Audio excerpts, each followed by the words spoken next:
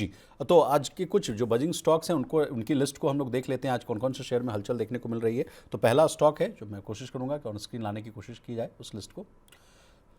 पहला स्टॉक है ओला इलेक्ट्रिक का। देखिए आज इस शेयर में है जो 5% तक की जो है बढ़ोतरी देखने को मिल रही थी। बीएसई पर ये जो है आज 37.28 का जो है हाई बिल बनाता हुआ दिख रहा। लगातार जो है छठे दिन जो है इन शेयरों में जो है तेजी देखने को मिल रही है। सरकार से कहा जा रहा है कि 366.78 करोड़ रुपए का जो पीएलआई इंसेंटिव है वो मंजूर किया जा रहा है। इंसेंटिव जो है फाइनेंशियल ईयर 2024-25 के लिए मिलेगा। जी तो मैडम जो ओला इलेक्ट्रिक का जो शेयर है जो हमारा आज बजिंग स्टॉक भी है, लगातार मैं इसको देख रहा था मैडम कि बीच में इसको लेकर जो खबरें आई थी कि सब कुछ बदलता हुआ दिख रहा है। तमाम एक दो जो मॉडल्स थे वो भी जो है कंपनी के द्वारा पेश किए गए थे, नए जो बैटरी सेगमेंट वाली। उसके बाद इस शेयर में अच्छी खासी तेजी आई थी निचले स्तर से, लेकिन फिर से जो है ऊपरी स्तरों से जो है शेयर में जो है गिरावट आई और अब देखिए ये 36 रुपए के आसपास आता हुआ दिख रहा है। और बीच में ऐसे भी खबरें आई थी कि भावेश साहब ने जो है भर भर कर जो है इस शेयर को जो है बेचा है। कैसा लग रहा है मैडम ओला इलेक्ट्रिक? मैं डिस्क्लोजर शेयर करना चाहती हूँ। पहले 19 दिसंबर को मेंबर्स को हमने इसको 34 के प्राइस पर बाय कराया है एंड विद अ व्यू कि हमको यहाँ पर 41, 50 एंड 65 के मिड टर्म गेन्स मिल सके, जिसमें कि हमारा पहले से प्लान है कि अगर ये 27 के आसपास आ जाए so we gonna add something in that. So okay इससे ये मैंने इसलिए एक्सप्लेन किया है ताकि एक आउटलुक जो है कि मेंबर्स को ऑलरेडी हम रिकमेंडेशन दे चुके हैं, similar outlook I am continuing with it now and 19 दिसंबर की बात है, 2-3 सेशन पुरानी ही है। So it's an opportunity. ये स्टॉक न्यू एज बिजनेस के बेस पर तो है, तो यहाँ पर अभी बहुत ज्यादा डाउनसाइड बची नहीं है। तो अगर आप ओके एक रिस्क ही नहीं बोल सकते, अगर आप एक ऐसी इन्वेस्टमेंट को प्लान कर सकते हैं जो स्टॉक आपको 70 रुपए 80 रुपए पर पसंद आ रहा था, वही चीज बदलाव के साथ अब आपको थोड़ी बहुत मिल रही है, तो क्या आप उसमें पैसा लगा पाएंगे? अगर वो वैल्यूएशन वाइज कम मिले तो, और जहां पर आपको थोड़ा सा माइक्रो फैक्टर सपोर्ट कर जाए, अगर आप उन चीजों को जज करके पैसा लगा सकते हैं so this is the time.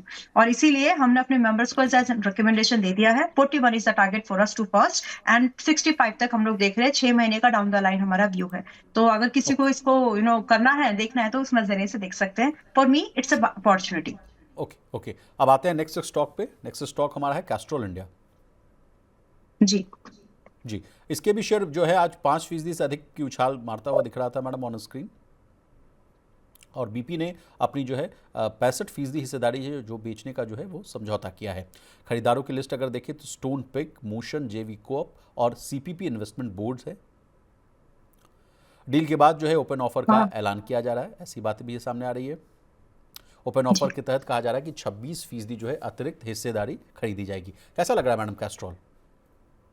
अच्छा लग रहा है, इसीलिए जी अच्छा लग रहा है, इसीलिए आज इसको मतलब सुबह के ट्रेड्स में हम लोगों ने इसको 190 95 की इस रेंज में स्विंग ट्रेड के लिए रिकमेंड कर दिया है and it's a good opportunity. Bottom buying की एक मौका मिल रहा है आपको। और यहाँ पे थोड़ा बहुत मैनेजमेंट जो स्टेक चेंज होकर के जो चेंज होगा, तो इंटरवेंशन नया ही आ रहा है इसमें, कोई इसमें मुझे बुरा नहीं लग रहा है न्यूज पॉइंट ऑफ व्यू से। और रही बात की इसको खरीदारी कहाँ तक करें, बॉटम बाइंग अगर आप कर रहे हैं so this is the price. और आप इसमें एक स्टॉप लॉस जरूर रखिएगा ध्यान से, कि अगर आप एक स्टॉप लॉस मेंटेन कर सकते हैं, let me tell you the stop loss. क्योंकि ये अभी 26 दिसंबर को ही, यानी आज ही हमने अपने मेंबर्स को ऑलरेडी रिकमेंड कर दिया है Vishal ji. So with ji in the SEBI guidelines ये डिस्क्लोजर में दे रही हूँ, जिसमें कि हमारा टारगेट है 200 से लेकर के 250 तक। एंड हम यहाँ पर इसमें एडिशन का हमने रखी है गुंजाइश कि अगर ये 185 तक आता है तो थोड़ा बहुत हम लोग एडिशन का व्यू रखें। सिमिलर व्यू मैं यहाँ पर भी शेयर कर रही हूँ कि अगर किसी को देखना है 210 से 250 तक के टारगेट के लिए हम इसको देख सकते हैं। व्यू है सिर्फ 6 महीने तक का मैक्स। एंड जो स्टॉप लॉस हम यहाँ पर रखेंगे 175 का, एक कंबाइंड स्टॉप लॉस, चाहे एवरेज करे या नहीं करे तो भी 175 is the stop loss. Stock में लोअर लेवल पर एंट्री बन रही है, इसलिए रिस्क रिवॉर्ड बहुत फेवरेबल बनेगा। जी। और ये भी स्टॉक का अगर प्राइस देखें मैडम, जैसा कि अभी हम लोग कुछ आईपीओ पे चर्चा भी कर रहे थे, 100 रुपये 150 रुपये, तो ये भी उसी रेंज में आता हुआ दिख रहा है, 100-200 के रुपए के बीच के में है। 200 वाला कैटेगरी थोड़ा सा अलग हो जाता है, उसका जी रिस्पॉन्स जी थोड़ा जी। अलग आता है। जी। चलिए बट स्टिल चलिए। मतलब कंपनी के ब्रांड के हिसाब से, मार्केट प्रेजेंस के हिसाब से, इसके मार्केट पोजिशनिंग के हिसाब से it's a good pick. Okay okay. Next stock पर चलते हैं। नेक्स्ट स्टॉक कोफूर्ज है। आईटी कंपनी एनकोरा को खरीदने की बातचीत चल रही है, ऐसी खबरें आ रही हैं। डील का साइज जो है वो $1 अरब से ज़्यादा हो सकता है। नॉर्थ अमेरिका में कंपनी की मजबूत जो है मौजूदगी है, ऐसी बात भी सामने आ रही है। एनकोरा की मालिक जो है private equity firm advent international है।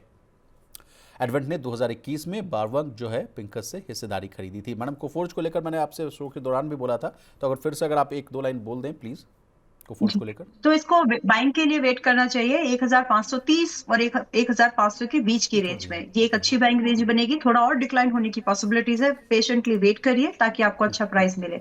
स्टॉप लॉस जो हम यहाँ पर रखेंगे मैक्सिमम, चलिए एक स्ट्रिक्ट स्टॉप लॉस यहाँ पर जो रखना है वो 1300 रुपए का है। हालांकि जो टारगेट है, कम से कम टारगेट यहाँ पर हम थोड़े बड़े देखेंगे, क्योंकि कंपनी का जो नजरिया है, जो बदलाव है, ये एक स्ट्रेटेजिक बदलाव है, जिसके चलते इसमें 2100 से लेकर के 2350 के आसपास तक के भाव मिल सकते हैं। इन्वेस्टमेंट वाले नजरिए से पैसा लगाएं इसमें, ट्रेडिंग वाले से नहीं।